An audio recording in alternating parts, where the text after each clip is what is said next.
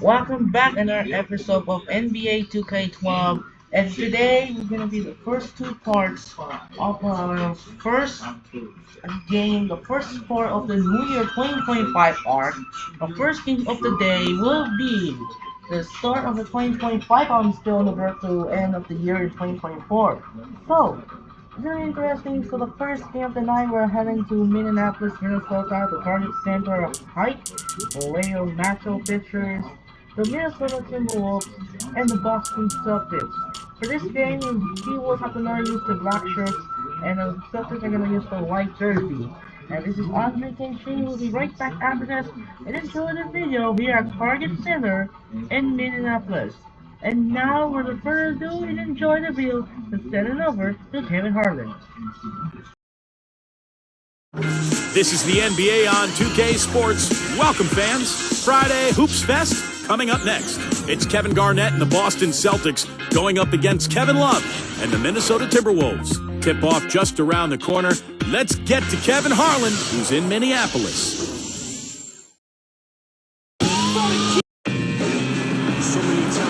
We've got a capacity crowd in a sold-out arena here in downtown Minneapolis. We've got the Boston Celtics taking on the Minnesota Timberwolves. This is Kevin Harlan here to call the action with me, Steve Kerr and Clark Kellogg. Presented by State Farm, let's take a look now at the Boston Celtics opening lineup. Kevin Garnett and Jermaine O'Neal at the 4 and 5. Ray Allen, Paul Pierce on the wings. And it's Rondo in at the point. And for the Timberwolves, Beasley plays the 3 with Love and Darko rounding out the front. Johnson out there with Ricky Rubio. Well, guys, the Timberwolves are looking to establish more of a home court advantage. I mean, last season, they narrowly missed having the worst record at home in the NBA at just 12 wins and 29 losses.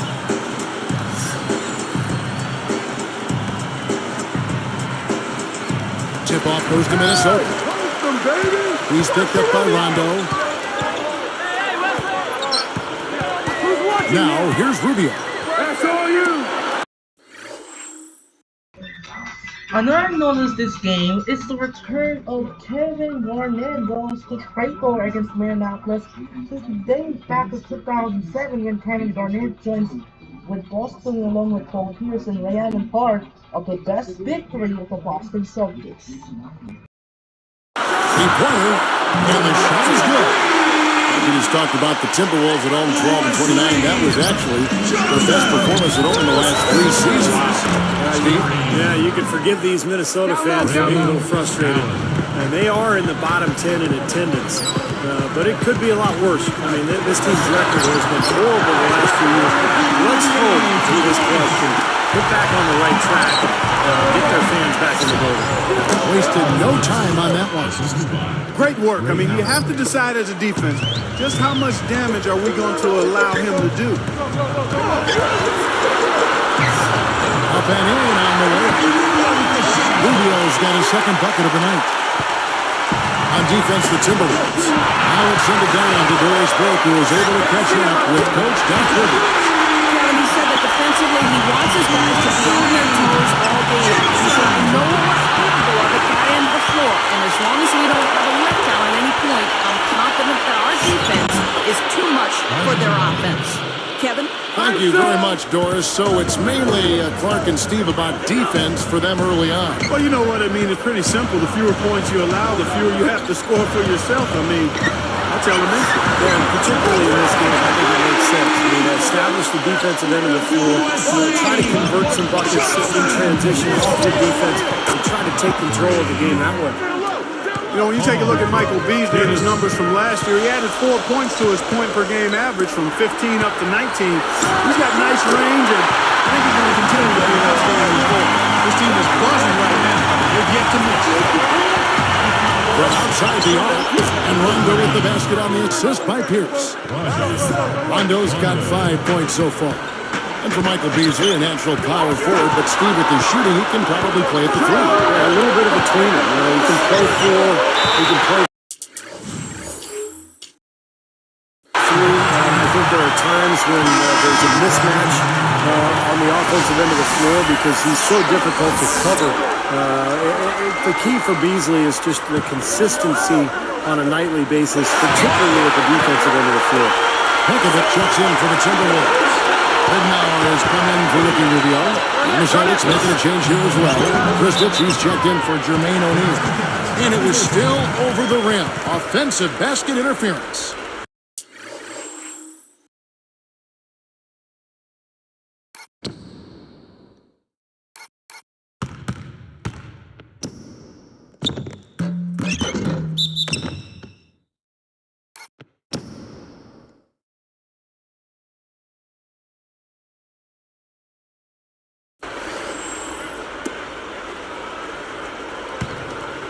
Here's Ridnour. Look at Doc Rivers' coaching numbers, and he's been nothing short of amazing for Boston here. I mean, already over 500 wins in his career as a coach. Really impressive. My goodness, he's going off in this quarter. He's got the guys on the bench going crazy. Rally towels and all. Here's Allen. One more thing, Clark, about Rivers. He's been fantastic as a coach in the postseason. Steve, he's at a winning percentage of over 500. Well, add in the title and plus the 4 straight 50-win seasons, and it's easy to see why Doc Rivers is considered one of the best coaches that we have in the NBA right now. Guarded now by Michael Beasley. Outside, Pierce. The 3-ball gets it to go. Pierce has got 8 points. 9 straight points for them off of wide open looks from deep. Something has to change for this team. Yeah, they're just giving up too many easy shots out there. They've got to close out hard and get a hand up.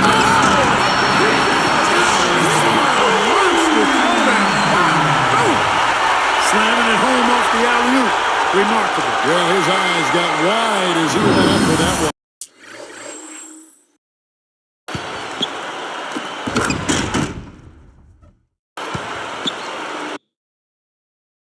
Timed his lead perfectly to meet the pass at the top of its arc.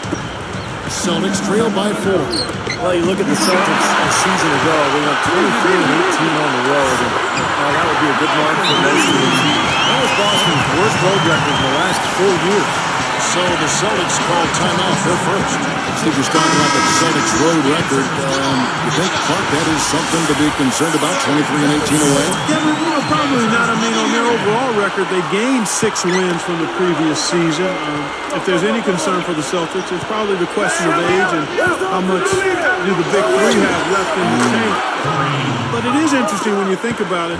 Last year, when they felt, the year before rather, when they got to the NBA Finals, they didn't feel concerned about not having home court advantage in the Eastern Conference because they had been so good on the road. Sure. So that could have maybe put a little chink in their armor in last season's playoff. And he was killed in the lane there, and he gets the 3-second call. There's 53 seconds left in the first quarter. It's stolen by Allen. Throws it up high. Tries to keep it alive. And stolen by Love. Goes right up. And there's the whistle. Fouled hard, and the shot will go to the line. Heads-up play, preventing the easy layup. Yeah, I like that. I mean, he saw it was a free layup, didn't want to give that up, so he fouled him before his free throw. So he gets them both. And Luke Ridnour quietly put together a solid season statistically for the Timberwolves. Of course, it was a very difficult year. They didn't win many games, but Ridnour was one of the lone bright spots. Back to Allen. Out of bounds. And they'll keep possession.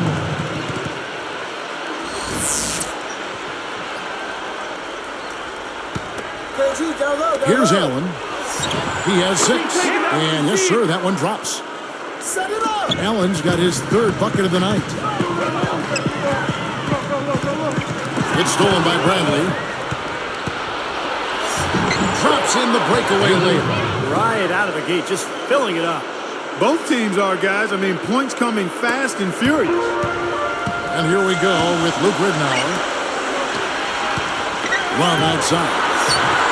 It's good. And it's Ridnour picking up the assist. Love's got his 2nd basket of the night. Allen for 3, and that one's good. And this game is tied up now. Since the first tip, he's been red hot from long range. He's in the zone right now. Tie game in Minnesota. And we'll get it going after this from the Target Center.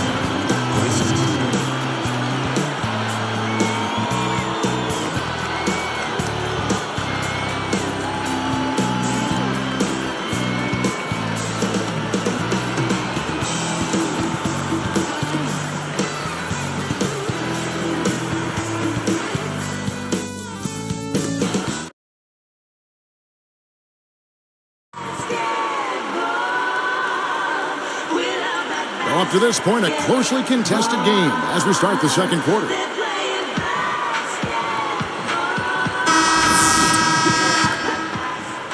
Here's Rondo. Pekovic is out there with Anthony Tolliver. Then there's Beasley.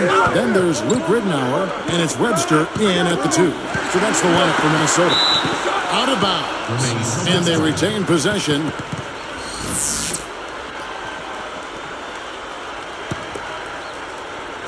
Here's Rondo. A 3 off the inbound. That's good.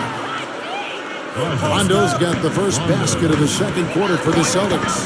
And the Celtics, of course, with so much history, and so many of the former players are around Boston and go to the games, and I think they're very proud of the way this current Celtic team plays. Very unselfish. Let's go to our sideline reporter, Doris Burke. Doris, what do you have? Kevin, Ray Allen sacrificed as much individually as any player in Boston. As Doc Rivers said, Ray was used to having the ball in his hands in Seattle, where he dribbled for 22 seconds and got to decide when to shoot and when not to. I told him, we can't win that way. I asked him to trust me. Then I told the other guys, when Ray was open, they had to get him the ball. It's no coincidence he's been as efficient here as he's ever been in his life. Guys. And winning, of course, is the real measure. Thanks, Doris. And by now, we're so used to seeing Allen moving off the ball for shots, we forget how much he handled the ball in Seattle. That's all about winning for the Celtics. Putting everybody in the best position to succeed. Rondo handles the ball and Ray shoots. That's the way it is. Tolliver, the pass to Pekovic. Gets the bucket. Speaking of the Celtics ball movement, they were tied for 4th in assists last season after 23 games. They really share the sugar. I mean, Rondo is the catalyst and the initiator of that because he's a pure point guard. I mean, he can dominate games without scoring the ball because he does such a good job setting some people up. On the big 3, Garnett, Pierce, Allen, all tremendous basketball savvy and understanding. They know how to play the game, and they know that the best shot is the result of ball movement. And they know at this stage of their careers, all deep in their 30s, unselfishness will be the one thing that will lead to success. Well said. You're exactly right about that. They can't do it on their own anymore. They've got to rely on each other. Well, all these turnovers really hurting his team. He continues to give the ball away. Here's Rondo. Ridnour with the rebound. He lost his focus there, guys. That's a shot he should make. And the jam by Rajon Rondo. Hey, don't let that size deceive you now. He can get to the rim as good as anybody.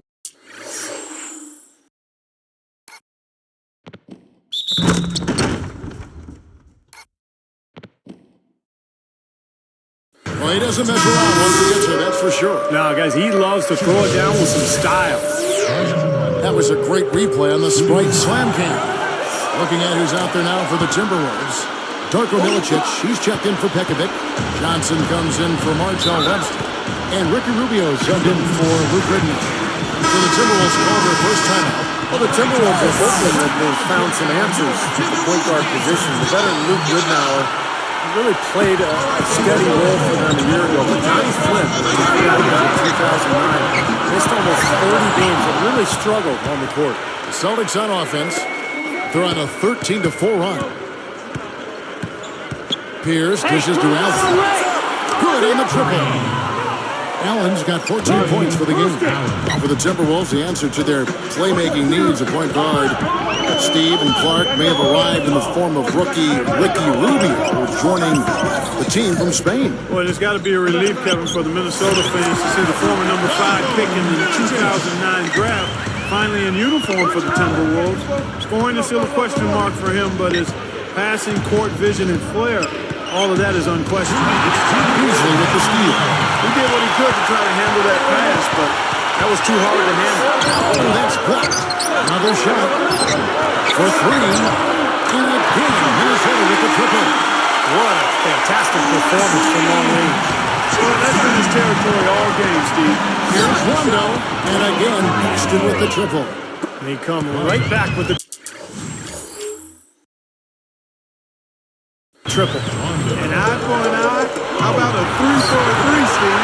Now, looking back now to the 1998 draft, I'm sure there are some teams that picked ahead of Boston in that 10th spot that would like to do that one over and maybe take Paul Pierce because he slid down that draft a little further than people expected. And he's become an absolute superstar for the Boston Celtics.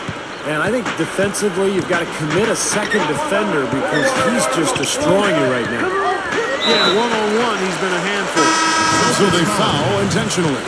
I'm not sure what he was thinking about there. That's a strange foul. Who knows? Maybe he just wanted to take a break for a minute. Looking at who's out there now for the Timberwolves. Love comes in for Anthony Tolliver. And it's Webster in for Michael Beasley. The Celtics also changing it up. Chris Ditchy's checked in for O'Neal. Garnett comes in for Jeff Green. And it's Arroyo in for Rajon Rondo. 1:06 left to play in the first half. Rubio with it. Kristich is there. It's up a three, and that one's good. Johnson's got 6 points in the quarter. Thinking back to Paul Pierce's draft out of Kansas, even at that time, somewhat surprising to see him drop like that in the rotation. It really was. I can remember thinking about Paul Pierce and how I thought he was the one guy in that draft who really had a ready-made NBA position in game. And to see him slide, that's why the draft is more art than science. But at the end of the day, you know what? It's all about what happens when you get to the NBA. He's proven to be a Hall of Famer. And historically, one of the great Celtic scorers of all time. Without question. Webster covering. From past the arc. Shots good by Arroyo. Well, another uncontested three there. They've got to make some kind of an adjustment. I mean, they're giving up way too many open threes. Well, the last 5 hoops, 3 have come off wide open three-pointers, Clark. So it's one thing to give up one, but you start giving three-pointers up in bunches, you're in big trouble. Here is Rubio. Gives him a lead pass. He dinks the rim with a 2-handed slam. Well, in the bounce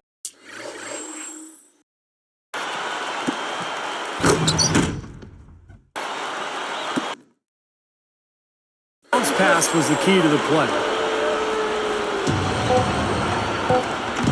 Allen outside.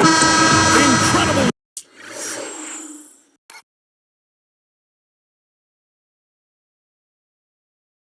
Shot to beat the buzzer. Boy, that is such a huge play. I mean, a lot of guys would rush that and throw off their mechanics, but he was textbook perfect. He sure was. Took his time and just a gorgeous last-second release. The clock runs out, and we're heading to halftime. And we'll return momentarily.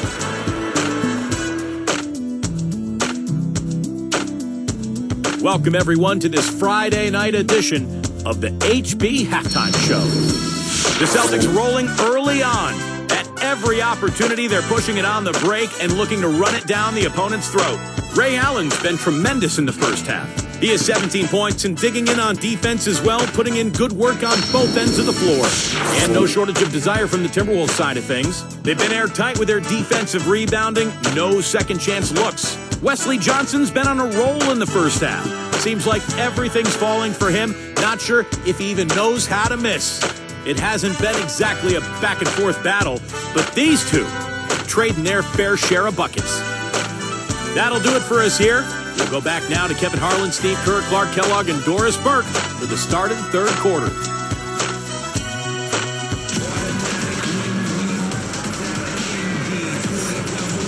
Welcome back, everyone, to the start of the second half. Big margin on our hands, but we'll see if that gap narrows down in the third and fourth quarters. Well, the Celtics played pretty well against the Western Conference a year ago. They went 19-11 in their 30 games versus the West. Not bad. On the court for the Celtics, Rondo, Allen, and Pierce for the perimeter. Kevin Garnett and Jermaine O'Neal at the 4 and 5. Now Rubio.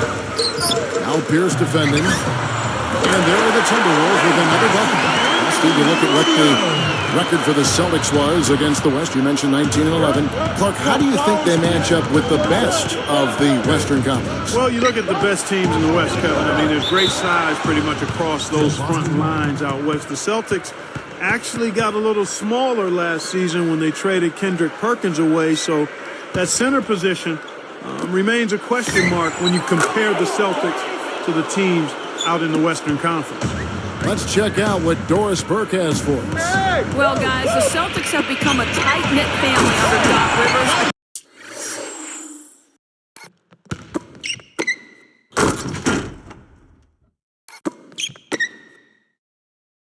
Adopting the Ubuntu, all for one. We like each other, said Doc, and we almost accept each other as family. And family, when you have a crisis, you yell at each other, you argue, and then you still like each other. He believes the open atmosphere builds a cohesive unit, guys. And it certainly pays dividends on the floor. Back to you. Thank you, Doris. It was easy to see that relationship you talked about with the Celtics. You can see it on the floor, too. Yeah, it's no big surprise to hear the fact that the Celtics function as a family because it's so visible during games, and you can see the effect Doc Rivers has had on this club over the years. I mean, he has become really the face of this franchise. The Timberwolves making a switch here. Ridnour's checked in. 3 for 3. Got to like this hot start in the third quarter. Well, Michael Beasley was a dominant power forward at Kansas State, but when he got to the NBA, he had to learn to play more of the 3 spot. And he's really become a great scorer. A little bit of a tweener, but an excellent scorer. Now, still a great start to the half after hitting their first 3, even before that miss. See the way he attacked the smaller defender there? That's what I call know-how. He knows how to use his size. More and more lately, Clark, we see teams looking for the, I guess you call them stretch fours, guys who can shoot from outside, power forward position. I don't know, maybe that's Beasley's future. Yeah, it could be. I mean, I think he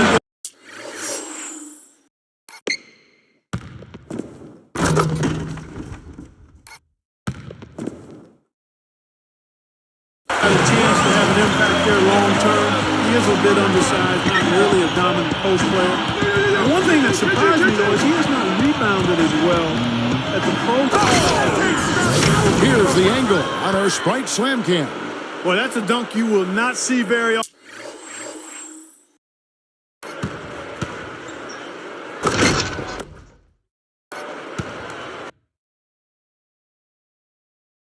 You won't pass that one by. No doubt about that. I wish he would, though. You'd never see too many of those. Hey, heads up! The 10-footer, and it's blocked. You know, Love is playing well. He has 8 points and a steal. And he knocks down the first one. How about the season Kevin Love had a year ago? He put up numbers that we haven't seen in a long time. Had a 30-30 game, huge rebound totals, and it just continued all season long. Looking at who's out there now for the Timberwolves. Pekovic checks in for Milicic. And it's Webster in for Michael Beasley. And Rondo with the stop. Now that's a throwdown for you. Can you believe how easy he makes?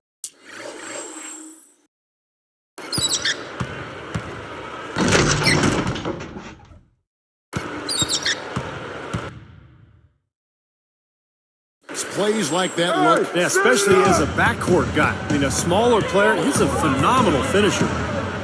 Going back to Kevin Love and his numbers, Clark, I mean, they were Russell-like, Chamberlain-like. I mean, they had such great volume in these categories. Kevin, mind-boggling. I mean, you rarely see numbers in the high 20s and 30s as far as glass eating goes. I mean, and this guy doesn't really wow you with his athleticism. He's strong, he's tenacious, excellent hands and timing, but still, that number of rebounds. There's guys that couldn't get that many rebounds by themselves in practice.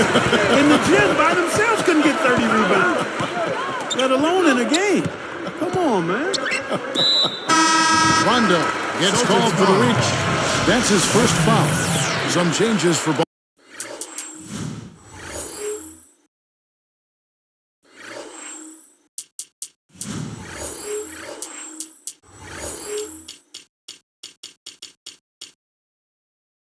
Boston.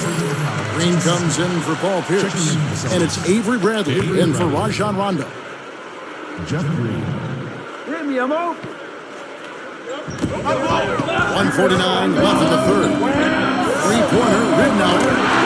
Green, Minnesota with the triple. You've got to be in his jersey before he catches.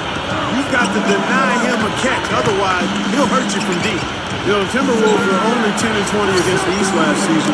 They say the West is a dominant conference, but Not when you're talking about the Timberwolves. They were a tough team. Guarded by Bradley. Here's Johnson, and there are the Timberwolves with another bucket. For the Timberwolves, they've never managed 25 wins in the 4 seasons since they traded away Kevin Garnett. Steve, how long do you think it's going to take to rebuild this team? Well, unfortunately, it looks like it's going to be a while, Kevin, because, the one building block you can say they have is Kevin Love. We'll see how Ricky Rubio does. We'll see if any of these young draft picks that they picked up this year can improve this team. But seems to me they're still at least a couple of years away. Got a piece of it. Kevin Garnett with the steal. It has been an erratic performance for him. Just erratic. I mean, he's racking up the turnovers and has taken a step back for every step forward. Timberwolves trail by 15. It's blocked. And here's the fast break. Throws down the alley-oop slam. That's why you push the ball. You score before the defense has a chance to set up. Exactly. They had to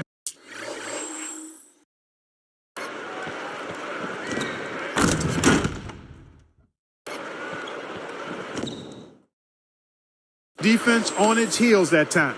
Here's Rittenauer. 5 points in the game. Hey, I'll get yours. Webster with it. He's against Allen.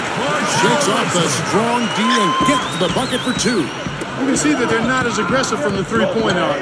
They had far more attempts in the first half. Pulls it from the elbow. Drained for 2 points. Bradley's got 7.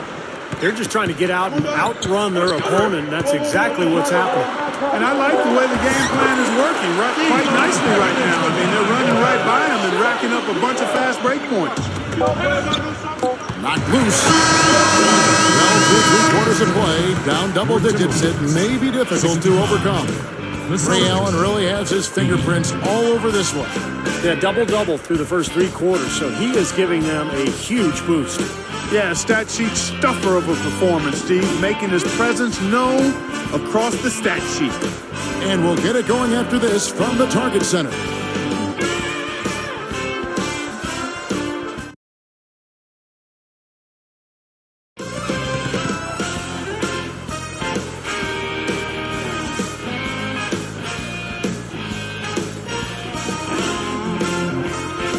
And now let's send it to our sideline reporter, Doris Burke, for our Sprite Spark of the game.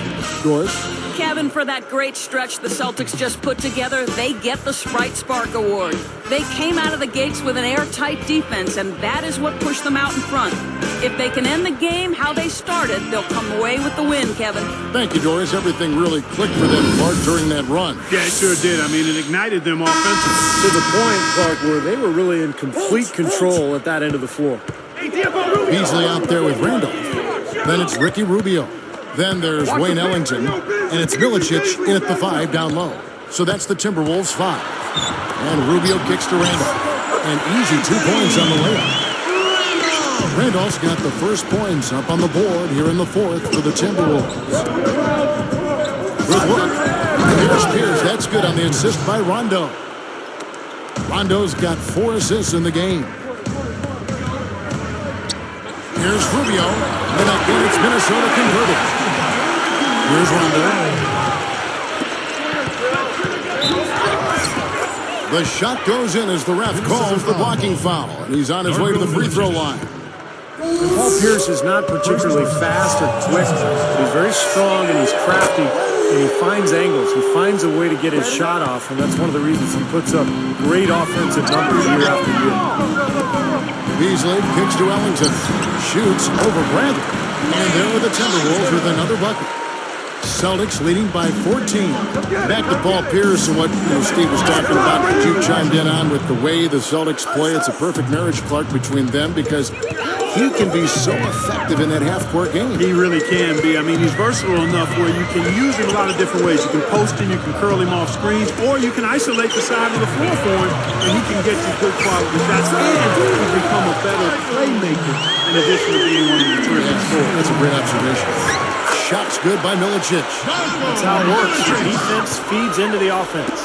Yeah, excellent work, I thought. Solid work on both ends in that particular sequence. Probably time to bring an extra defender, change up the defense a little bit. Well, Steve, he's been so good. I think they got to take the ball out of his hands right now. And the Timberwolves call time. Rondo has always been a guy who played with a chip on his shoulder, and that might have started in college because although he ended up with the Kentucky Wildcats, he felt that Louisville did not recruit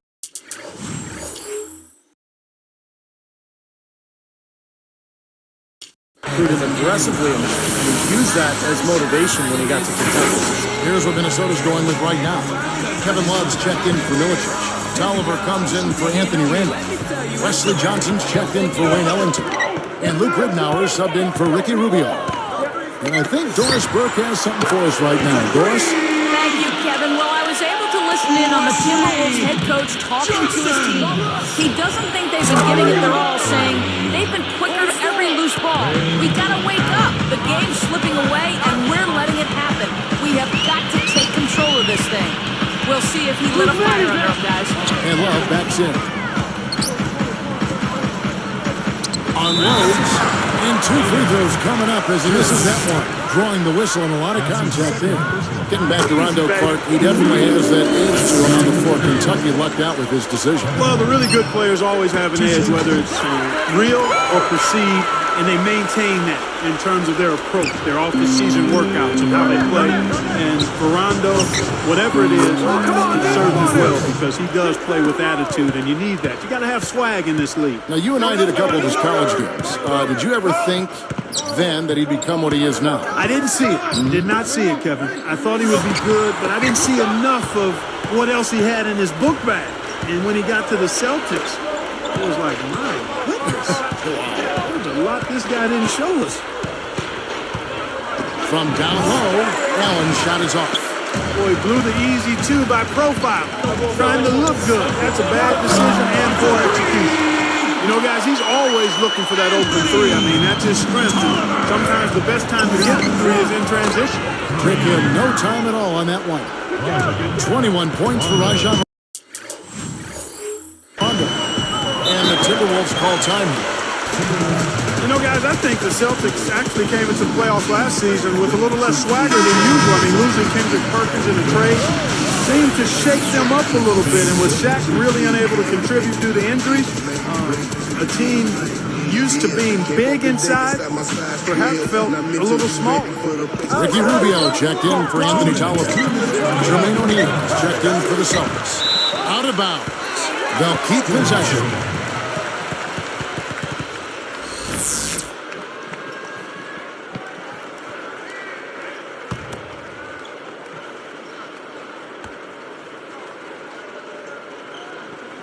Here is Rubio. He's covered by Rondo. And the basket by Rubio. He set the table there well with the Celtics and their injuries that did play a role in the postseason, not just in the front court. The dislocated elbow, Rajon Rondo also factored in. Steve, that was a huge hit for that team. Yeah, I was amazed that he was able to return in that game and continue to play the rest of the series. But it did limit him. And with Rondo slowed down, the Celtics had a tough time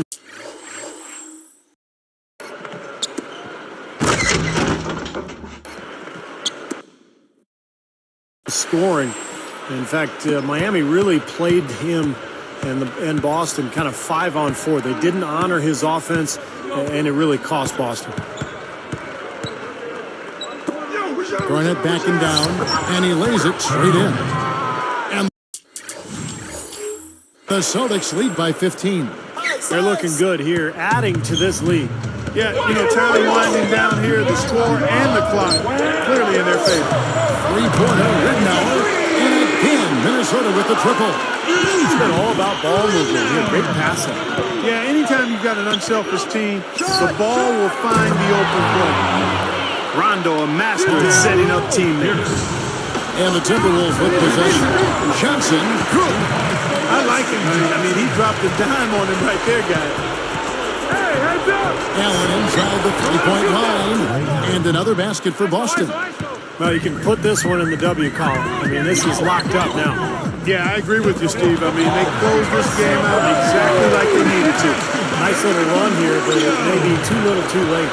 Yeah, I agree. Just not enough time, Steve. The clock is their enemy, not their friend. And that one's good. And that ought to do it. That should seal the deal. Yep, I agree. Closing it out with relish. Three-pointer, Ridnour, and that is good. And here are the Celtics now. A 12-point game. Allen for the three, and the Celtics hit again from deep. Well, they're just trying to run clock now. I mean, this thing is pretty much over. Yeah, there's nothing but the result to be determined. So it's time to start thinking about the next game now. He's just filling the stat sheet. I mean, what hasn't he done out there today? Well, Steve, you know what we call a guy who fills the stat sheet, don't you? He is a stat sheet stuffer supreme. Now 8 seconds separating the two clocks. Tries it from the top of the key. Here's Pierce. That's good on the assist by Rondo. My goodness, he's knocking down everything he looks at. Johnson gets the bucket. Johnson's got 31. The defense left him just a little window to get through, and he just ducked in for the layup. Terrific job. O'Neal with it. Shoots over Rubio. And Rondo with the basket on the assist by O'Neal. Well, they haven't had to ask him to do too much, but he's doing whatever's needed out there. Here's Rubio. And there are the Timberwolves with another bucket.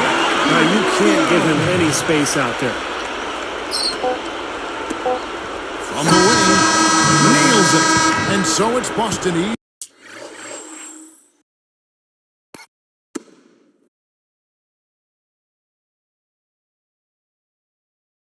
easily grabbing this one.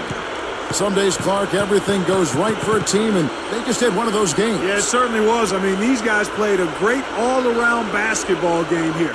Thanks for tuning in to the NBA on 2K Sports. For Clark Kellogg, Steve Kerr, and Doris Burke, this is Kevin Harlan. We'll see you next time. And now, our Jordan Player of the Game, Ray Allen.